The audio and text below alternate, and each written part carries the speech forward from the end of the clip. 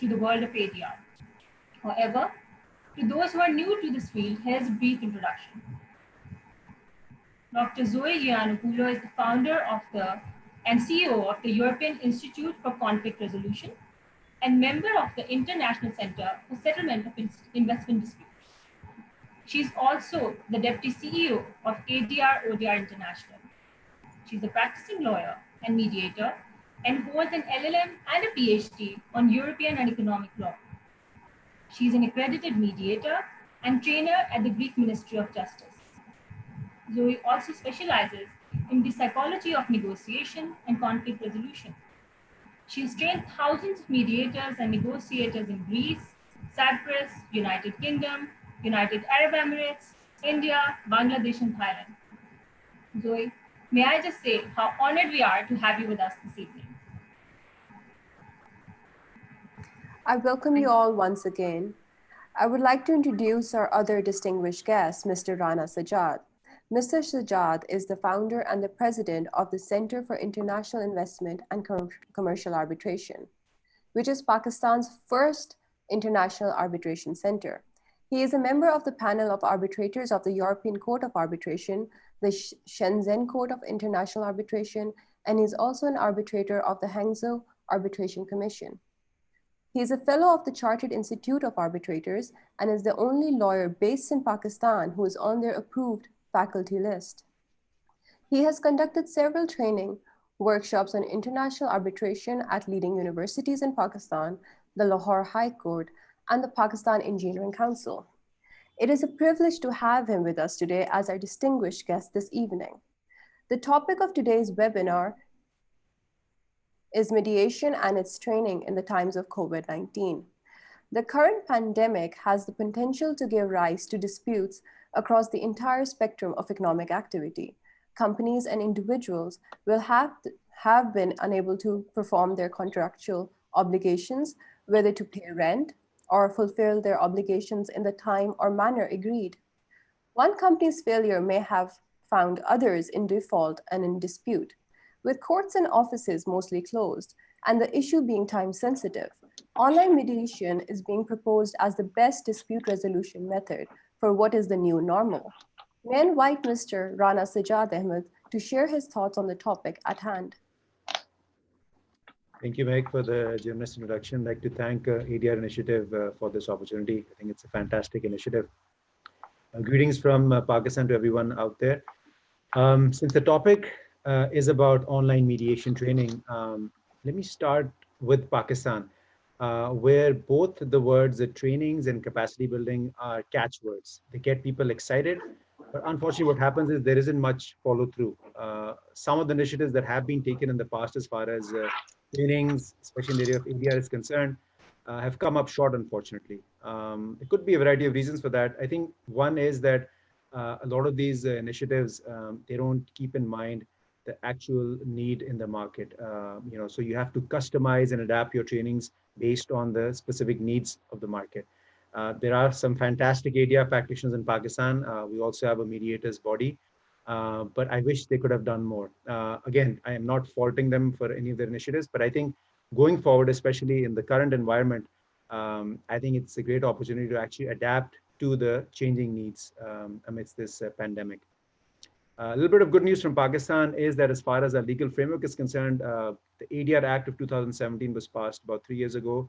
And last year, the Punjab ADR Act of 2019 was passed. So Punjab, for those of you not aware, is the most populous province of Pakistan and unfortunately also has the unenviable record of having the highest number of cases in terms of backlog.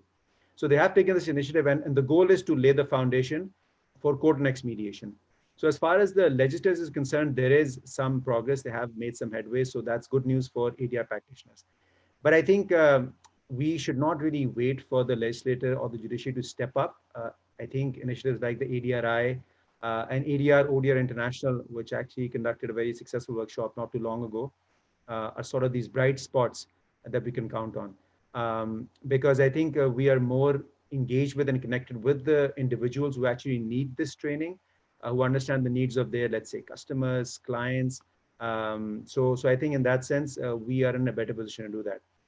In terms of the COVID-19 pandemic, I think I always look at the upside. I think we hear about disruption and all things not going according to plan.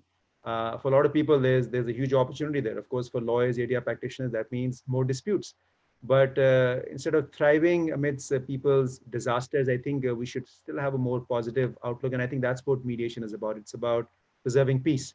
I think that's where your title is very apt and relevant, because you talk about bridging the dispute resolution distance towards peace. And I think that's what mediators do. They work towards peace, they work towards resolution, because of course, once you start to efficiently resolve disputes, you can guarantee prosperity as far as the economy is concerned. So I think some of the things we need to keep in mind is that the dynamics have changed.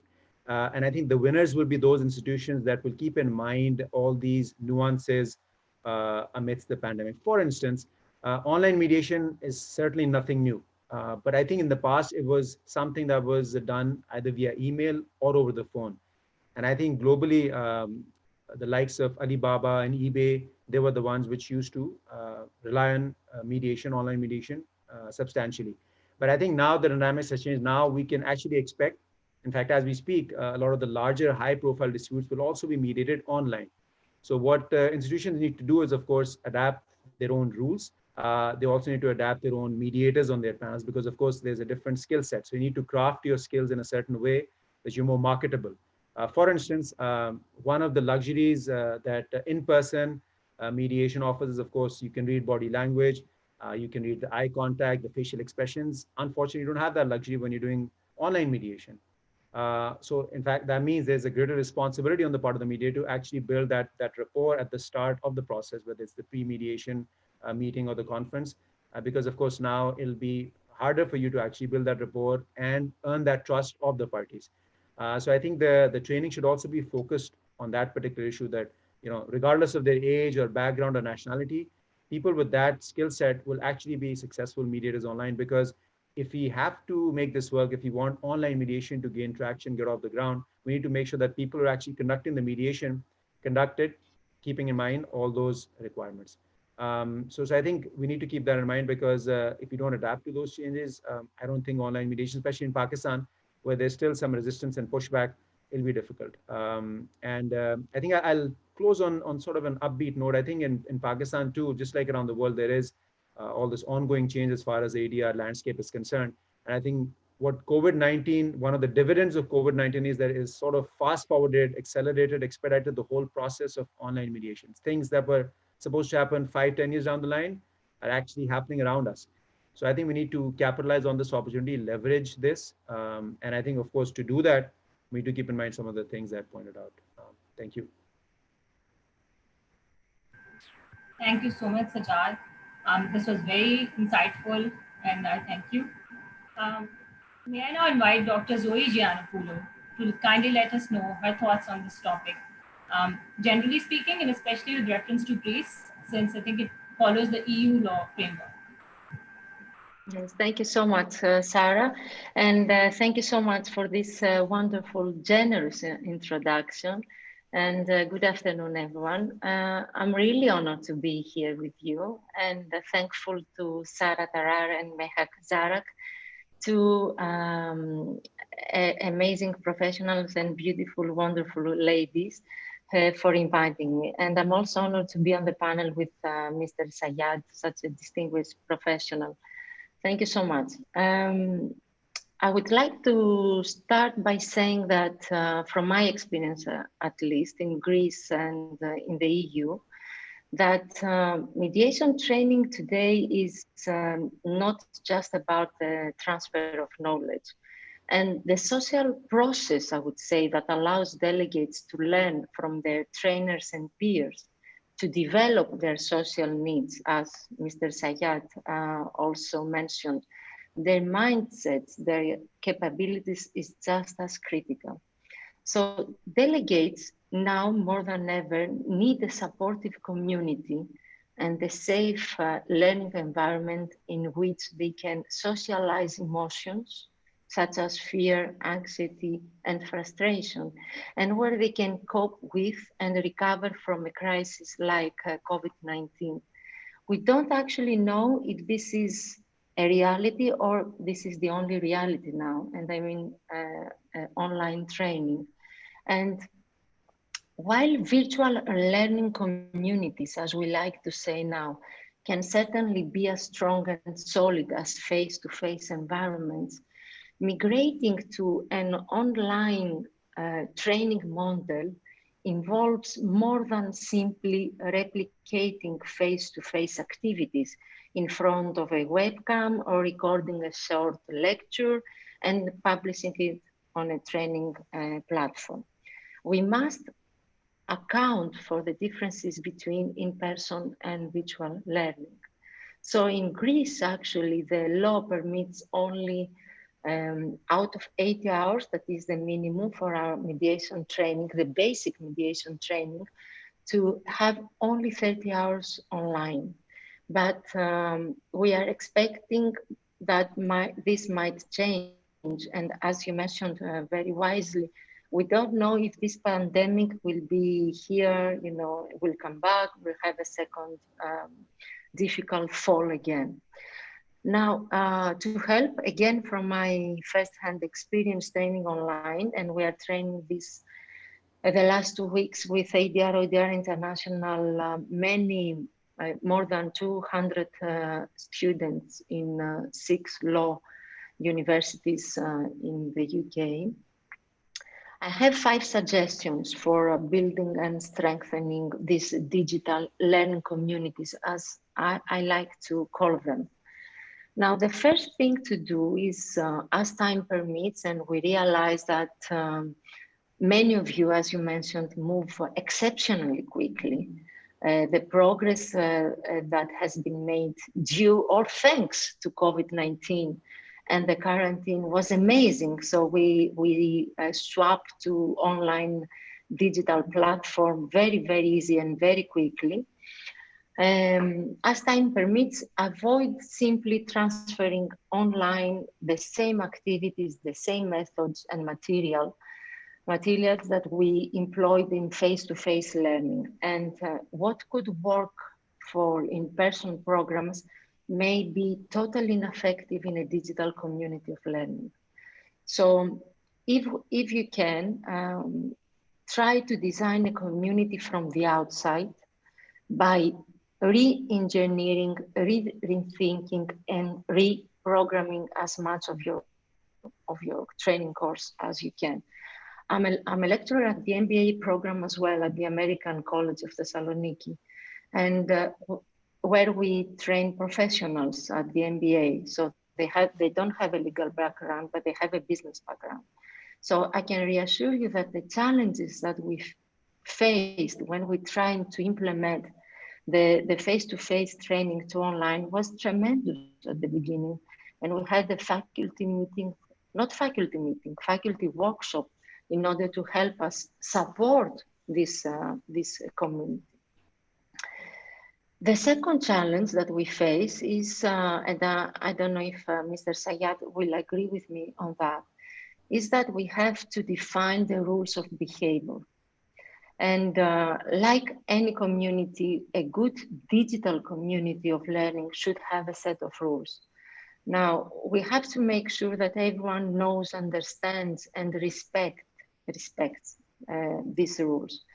For example, set expectations around when and how people can talk or ask questions, simple things that might, play a huge role within the training. Other rules can define preferred times and methods of interaction, such as online forums, chats, video. We use a lot of video now. We try to combine synchronous and asynchronous training. And we have to respect that people are in different time zones, might face Wi-Fi connection issues. And they don't have all the advantage, the privilege of being in an office and be relaxed and enjoy the training. There might be a lot of disruption, as you mentioned. So that leads to what I believe that is very crucial in online training, and this is extra emotional support. So I think that at the time of extreme uncertainty, Emotional reactions may affect the well-being of this online community. And educational institutions, as the ones where we provide our services, should provide delegates and trainers as well with emotional support to help them manage these emotions. So I believe that this is something that will make a huge difference in the future regarding the status of these organizations. Another suggestion for me would be to allocate a space for informal interaction. So on Moodle, for example, that we use in both these trainings that I mentioned to you, some created a delegates cafe, some organization where we can have informal interactions beyond the content of our academic courses.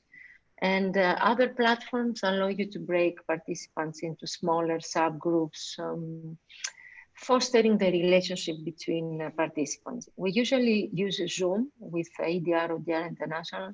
At the MBA, we use GoToMeetings.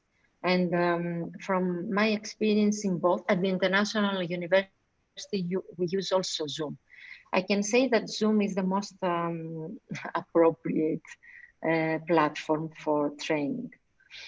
The fourth suggestion that I will make, and I hope I'm on time, is to stimulate the senses. So learning experience should target all 5 senses. And although stimulating all of the senses at once may be difficult in a digital community, using podcasts, using videos, and digital reading can increase delegates' engagement, because what we are facing as a challenge is that delegates at some point they get very tired and they are not so engaged. So you know about augmented reality, of course, you know about virtual reality. While not likely feasible as a short-term option or in locations where internet capacity is currently an issue, and we have to respect that, can also allow your delegates to get much more involved in the learning process. And virtual reality, for instance, enables participants to perceive when other community members are present. And the last one that I would use, especially if we have a young crowd of delegates, is to use humor to reduce tension. So humor and laughter can ease the tensions, can promote the health and strengthen human connections during periods of uncertainty as this one. So as you develop your online courses, think about where you can promote a more relaxed environment and plan some lighter activities for delegates to enjoy. So maybe consider using memes to help infuse some humor into the virtual classroom, for example, so they can communicate concepts and ideas to delegates in a humorous ways. It is, however, important to respect cultural differences, and this may be more difficult to perceive in a digital environment. So I would say that we have to take into consideration a lot the human factor when we try to train on a digital environment, and we have to respect a lot the delegates who put their trust in us. And for me, and this is something that we were discussing with Mehak before we start, for me, this is the new reality. And as we say in ADR ODR International, what we will try to, to support us, our delegates, is actually to create our digital dispute resolution specialists. Thank you so much for your attention. Thank you so much, Zoe, for all that insight. And considering we have a course coming up with you this July, and hearing a lot of the techniques and everything you've taken into consideration, I'm very excited about that course now.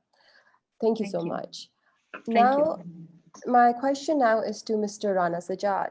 You are aware of the status of mediation at the moment in Pakistan. Do you think we're ready for ODR? Or do you think we can reach that stage?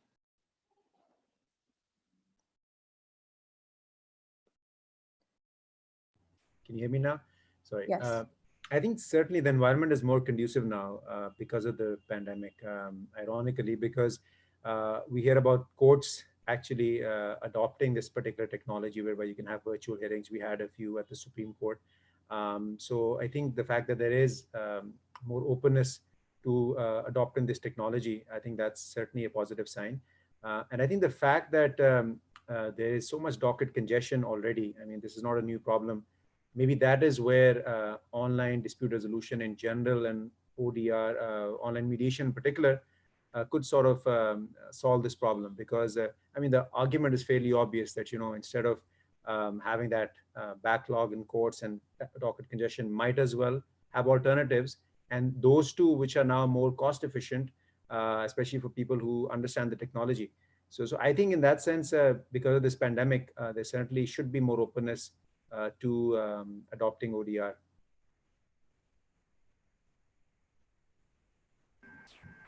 Thank you so much, Sajad. I have a question. I think can be asked from both Sajad and Zoe, but I think let's ask Zoe first what her views are on this. I mean, you already know, Zoe, that we have all had to struggle, and especially the teaching profession, as far as making students, come online and to get used to the online platform ourselves. Especially in Pakistan, everything was not just online.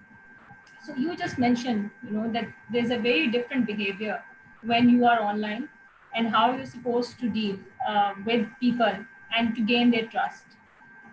In a country like Pakistan, where we are still, we just discussed with Sajad as well, where we're still struggling with that stage. We've come a long way, but we're still struggling. Do you think there is any advice for us to ease down into ODR?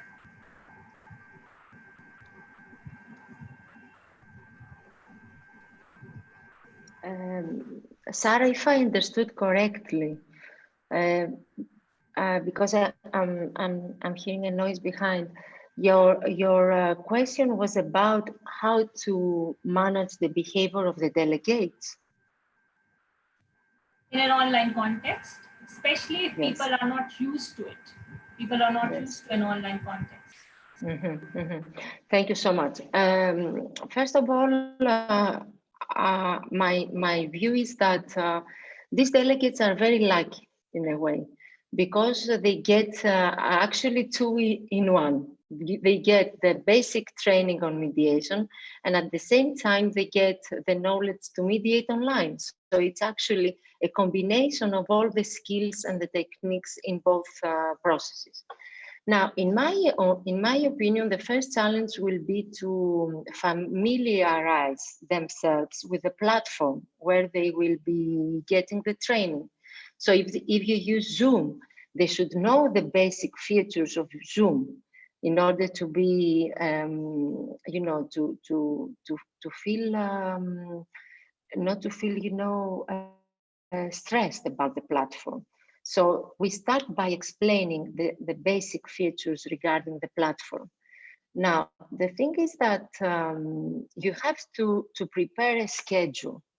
That means you have to split the sessions into shorter ones, not as the ones that we have in face-to-face training. Online training is much more tiring and much more difficult on delegates' concentration.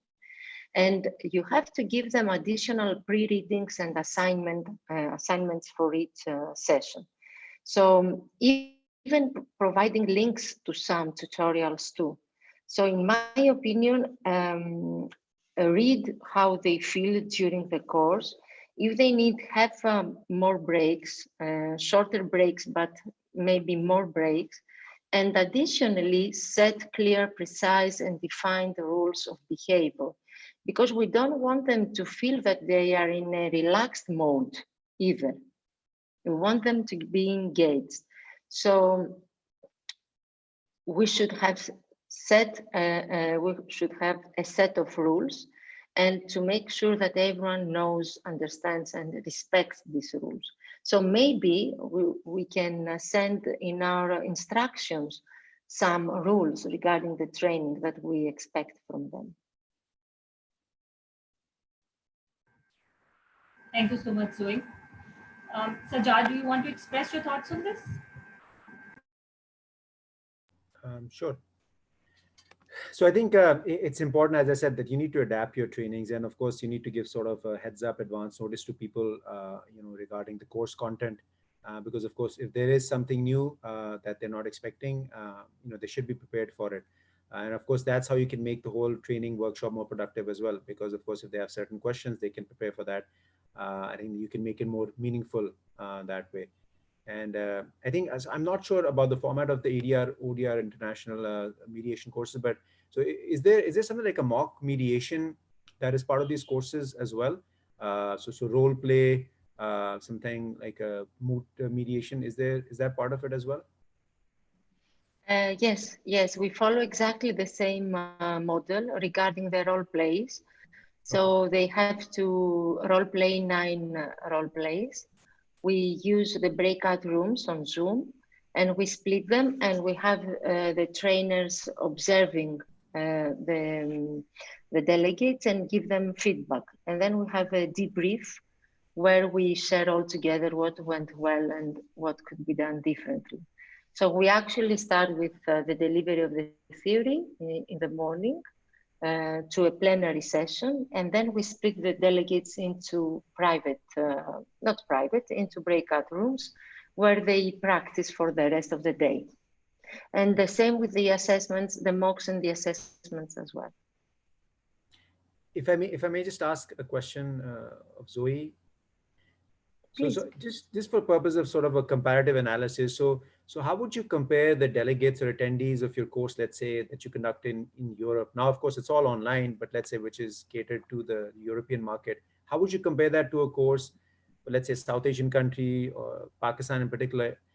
So I'm trying to get a sense of the composition of the attendees. So you have predominantly lawyers, law students, or do you have business owners, government officials? Because the reason why I ask this question is because I think it should not just be limited to lawyers. And I think that's where you can make sort of a big difference, that, you can actually convince people that you don't have to be a lawyer to be a mediator, regardless of your job description, you can be a mediator. Yes. So I'm just trying to get a sense of how it is in Europe and how different it is here in Pakistan.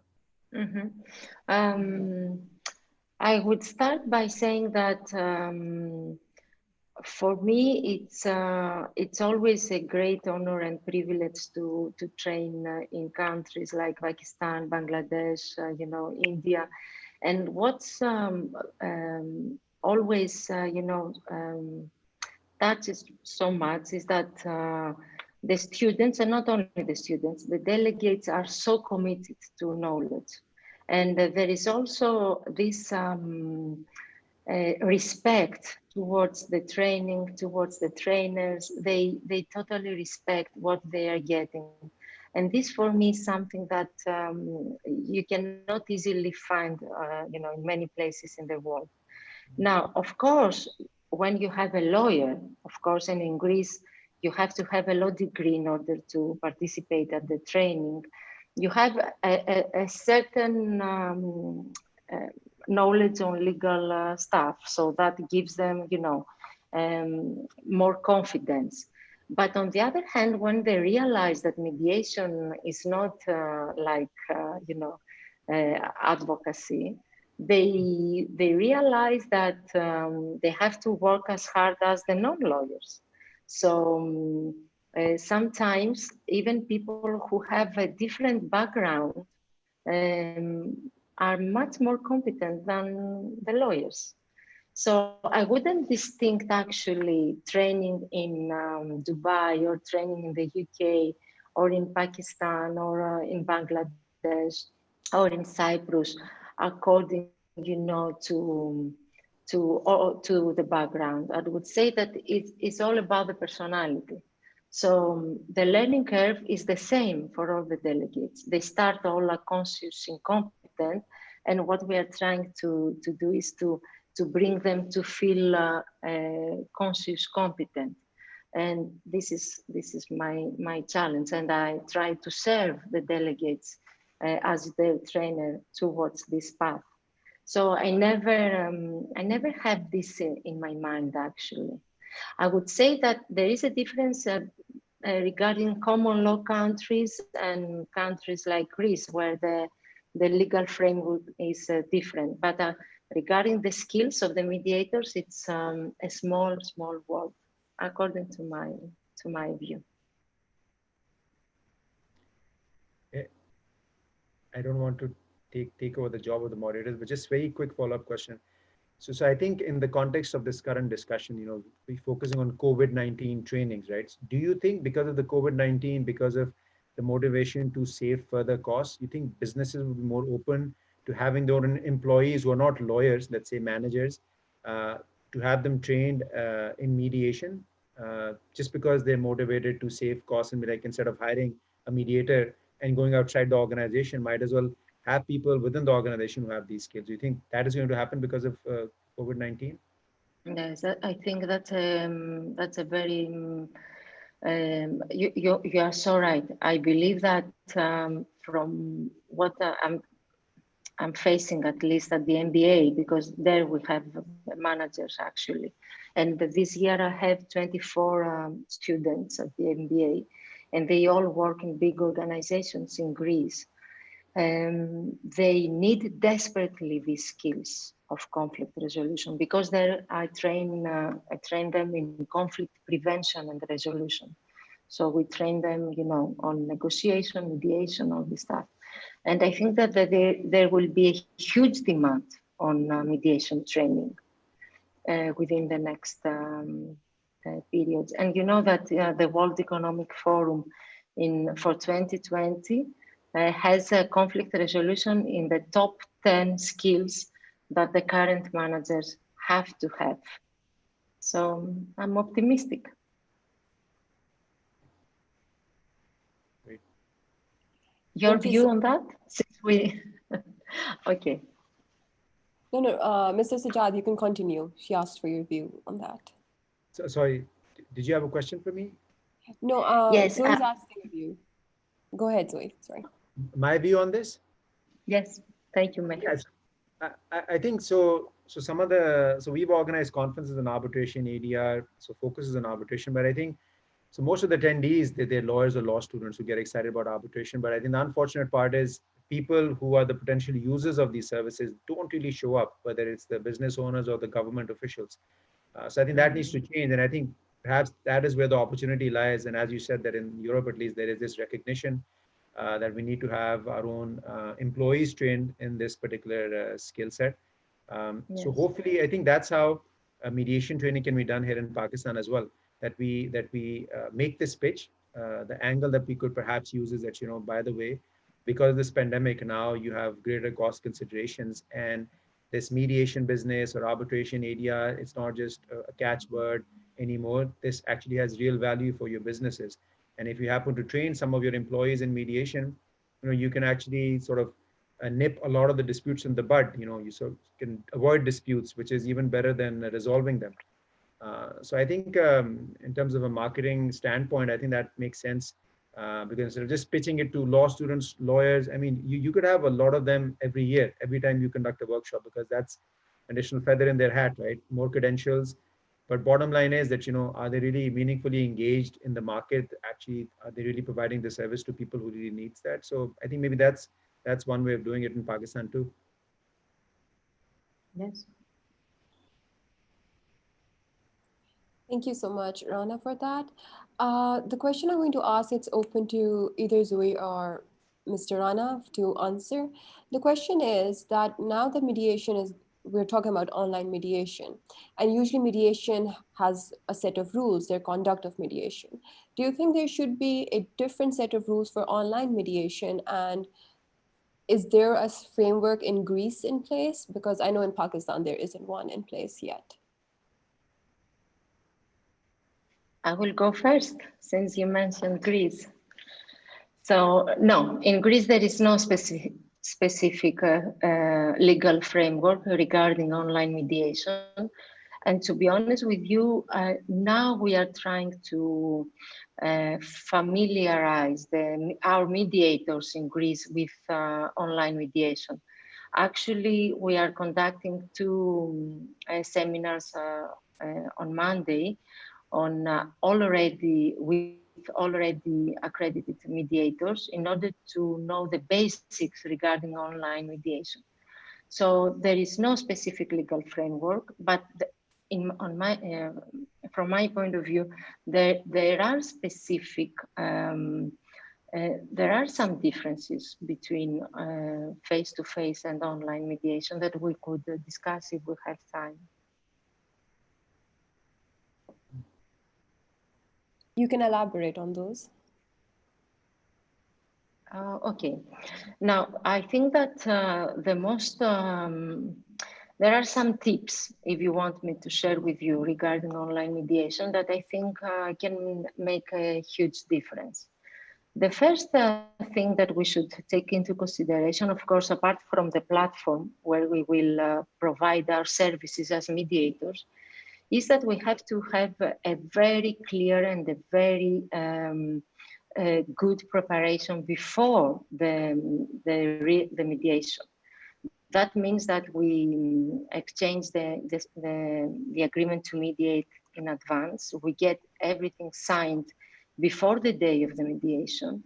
We have e-signature always, ideally for all the parties. And also we try to have everything written in this agreement. That means that it's forbidden for, let's say, to record the mediation session, that no one who is not a participant cannot be in the room, because actually you cannot control as mediators who is in the room, right? Like now, I cannot control who sits next to you. It's the same in mediation. So the only way to protect the confidentiality and the without prejudice rule, or not only for us as mediators, but also for the parties, is to have these clauses written and signed before the day of the mediation. Now, another thing that for me, I think is very crucial is to set our background. Now, the background, especially in an online mediation, and you have amazing background, is so important. It's actually our virtual office. So our background should be very clear, very professional, and very well organized, in order to show, this credibility and professionalism. And also part of the preparation should be our desktop, because our desktop will be our table during the online mediation. So our desktop should be, again, very clean, no pictures, no personal stuff, nothing that could expose us as mediators to the parties. And always, always have a folder with all the papers regarding the specific mediation on your desktop. It's not nice to try to find the paper during the mediation. It shows a lack of professionalism. Now, these are, before the mediation. Also, if you mediate online and you use the Zoom platform, always give to the parties the local number according to the country where you mediate. There is a local number where the parties can dial in if the Wi-Fi connection is lost. And this is something that might happen many times during the mediation session. So the parties must feel safe. They must not feel left out. So you give them the local number and you give them the ID, the meeting ID, as the one that we have now in our webinar. So they know that if something happens, they will call, they will dial in the meeting ID, and they will get back to the virtual room of the mediation. So this is for me something that you should always mention. And as mediators, you have to have next to you the list with the names, the emails, and the phones as a plan B in case something happens and you lose connection with your parties. This is, I can continue or yes? You need to add something? Please go ahead. Yes. So these are the part of the preparation that I'm doing as a mediator. And then on the day of the mediation, I explain all this to my opening statement. We all know that we have the opening statement, but when you mediate online, you have to add some comments on your opening statements. Comments like the ones that I mentioned: no recording, no one else who is not a participant is in the room. You mentioned the Zoom line. You mentioned that everyone has the list with the names and the emails. You mentioned that you might keep notes, but you will destroy them at the end of the mediation. And actually, you have to mention also that because this is an online interaction, they have to respect when the other party speaks. There is a delay on the sound, so they have to wait until the other person ends his speech, and then start talking. And this is part, of course, of your procedural rules, the ones that you will explain at your opening statement. So I think this is something that you should always mention. And then you split the parties after the opening statements. You split the parties into the breakout rooms where they can feel, safe and everything is confidential. And you try to implement all the skills and the structure that we already know as mediators into this brief private meeting. Also, another thing that is crucial when mediating online, you have to be, how can I say that? You have to know how to share a document, how to share your screen. As mediators during the mediation, you might need to share a document, a Word, Excel, maybe, to start drafting some issues, to write down the negotiation agenda with the issues with each party. And again, be very careful regarding the breach of the confidentiality rule, because you might have on your desktop the list with the issues from party A and then go to party B, and it's like having the flip chart open in front of party B. So again, we have to be very professional in order not to make any mistake and breach the confidentiality rule. And in the end, and I will finish, we draft the settlement agreement, we open a Word, we share our screen, and we create this setting like being in a room all together with the lawyers probably, and we all draft the settlement agreement together. Then we sign in with an e-signature ideally, otherwise we print it, we sign, we scan, we send it back, and then we conclude our mediation. These are some of the basic tips. Thank you so much, Zoe. Thank you. Sajjad, do you want to add something to this? Yeah, so I'll give the perspective of institution. So we have our own mediation rules, but I think we need to adapt some of those rules in light of the changing times. And I think one of the things that needs to be incorporated is these particular platforms, softwares for online mediation. And I think Zoe made a great point about confidentiality. Of course, that's critical. And I think if you put it there in black and white, it just gives some more assurance to the users that, the data security, confidentiality is first and foremost. You have to safeguard that. Otherwise, I don't think people would sign up for your service. That said, I think a different view is that, so for my center's arbitration rules, I discussed this with the Global Advisory Board, and pretty much all of them advised me against actually updating or revising the rules because of the COVID-19 pandemic. So I basically asked them that, does it make sense for us to update our rules and actually highlight the fact that, we've also incorporated online arbitration, virtual hearings, And they said, there is no real need for it because, so we have a couple of rules which specify that, an arbitrator has broad discretion in terms of how he or she wants to conduct proceedings. And they say, this is fairly broad to incorporate virtual hearings and online arbitration. You don't need to have specific rules for that. And they say that, there is somewhat a fatigue out there as well. Every center or a lot of the centers are sort of jumping on this bandwagon whereby they're changing the rules, just to highlight that they're often so that there's no need for it. But I think as far as mediation is concerned, perhaps this part about online mediation, I think data confidentiality, security, I think they need to be highlighted, just to give more comfort to the potential users. Thank you so much. Thank you so much. Both of you have answered it in so much detail. I think we have different aspects to learn from. I think we have a few questions in our Q&A section. I'm going to pick one of them, which we haven't discussed.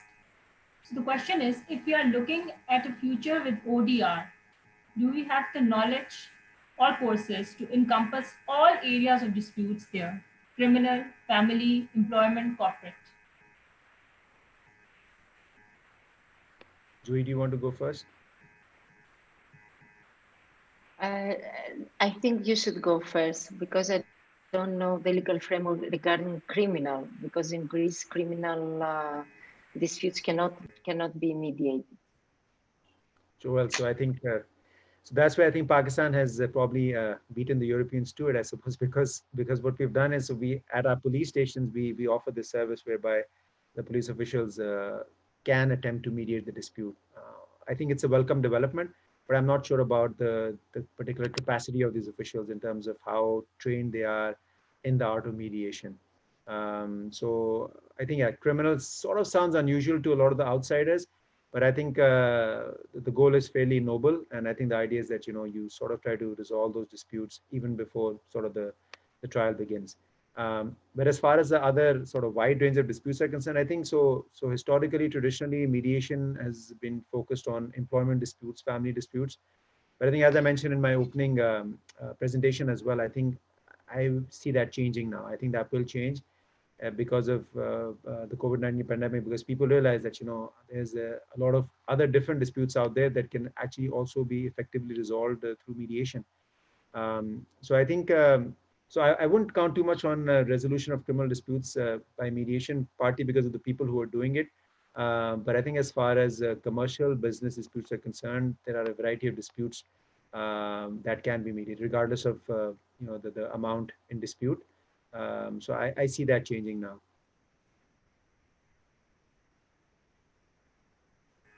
Thank you so much. Zoe, you don't have anything to add? Yes, I totally agree. First of all, with Rana, I would say that in Greece, because we have implemented the law according to the EU directive, which is on civil and commercial disputes, of course, we can mediate family or labor, not workplace disputes, I would say, because for criminal, we have another form of ADR, like something like plea bargaining. But not the mediation as we know it. We all know it according to the EU directive. So in my opinion, I totally agree that the stakeholders involved in this will play a huge role regarding the implementation of mediation in so many such sensitive issues like as, of course, crimes or even labor disputes, I believe, are sensitive, and family disputes as well. In Greece, we have mandatory mediation session for all the family disputes now. Before going to court, they have to have a session, a mediation session. And from the 1st of July, we will have a mandatory session on mediation for all the civil commercial disputes above 30,000 euros. So for Greece, this is a huge step towards the promotion and of course the implementation of mediation. And I'm optimistic because there is the will this time to boost mediation in Greece. Thank you so much, Zoe. That was very insightful. And it is very heartening that other jurisdictions are taking mediation seriously and making them mandatory, especially for family disputes. I think there are no more questions. This has indeed been a very fruitful discussion. It was a wonderful experience, and I would like to thank both our guests for sharing their views, their experience, and their knowledge with us regarding mediation and its training post-COVID-19. Thank you so much, Dr. Zoe and Mr. Sajjad, for honoring us and being a part of this session. Thank you. Thank you for having me. Thank you very much. I'm always at your disposal. Thank you and congratulations for taking the initiative to organize such a interesting webinar. Yeah, job well done, both of you. Yeah. Thanks Thank you once so again. much. Thank you. Bye-bye. Bye.